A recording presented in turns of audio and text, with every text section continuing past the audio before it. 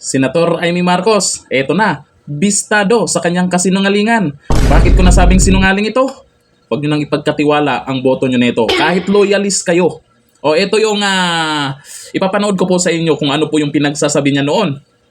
Binalita na, galing pa sa bunganga niya. Ito ang sabi niya.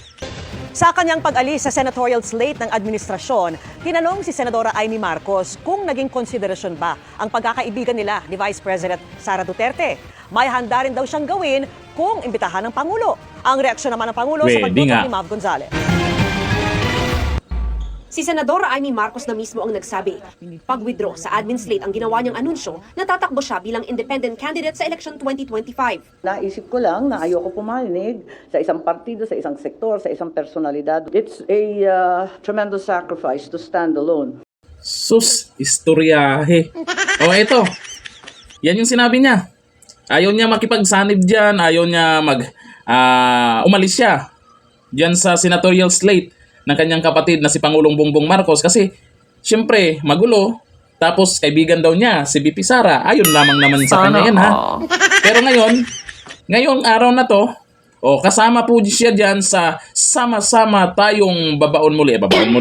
Ito, magkasama po siya dyan. Ayan Number 39, Amy Marcos ang dapat iwasan.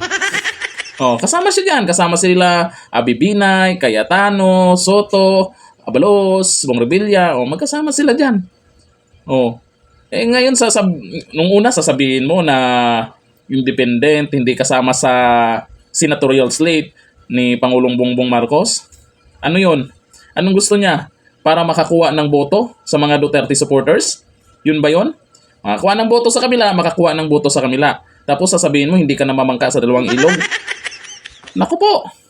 Ito, yung ginawa mo, Senator Amy Marcos, talagang sinasabi mo, kaibigan mo talaga si VP Sara. Lumapit lang kayo para makiusap dyan sa mga pabor nyo. Pero kung kaibigan ang pinag-usapan, di nga. Sinabi mo lang yan na kaibigan para kaming mga botante na nakasuporta sa mga Duterte, isasama ka sa balota. Jesus, ito na naman tong mga to. Ayan, patunay po na talagang kasama siya dyan. Tsaka magkapatid yan. Malabo po kung ano yung mga plano nila ay hindi nila alam. Kung ano yung plano ng kapatid niya, hindi niya alam.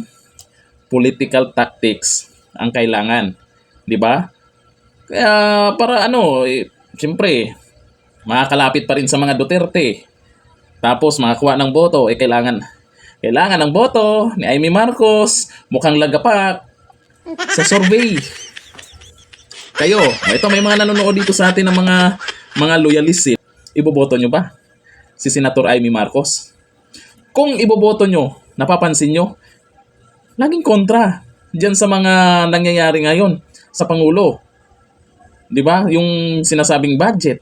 Hindi naman direkta siyang kumontra sa Pangulo, kung baga ay sa pamamaraan ng administrasyon sa mga nangyayari ngayon. Kagaya nakaraan, nagngangaw-ngaw siya na nasaan na yung 20 pesos na bigas. Siya pa yung nagsasabi, mahal na ang bilihin.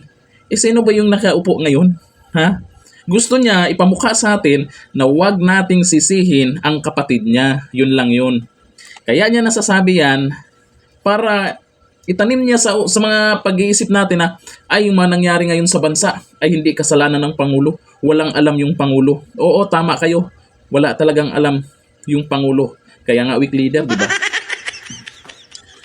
Boboto niyo pa ba yan? Pero sa mga Duterte supporters, hindi na kailangang itanong yan. Malabo pa sa sabaw ng pusit yan na may boboto dyan. Sa mga loyalist kaya, solid ba kayo na suportahan ang kapatid ng Pangulo? Libre kayo mag-comment dito. Hanggang dito lang. Thank you. Bye-bye.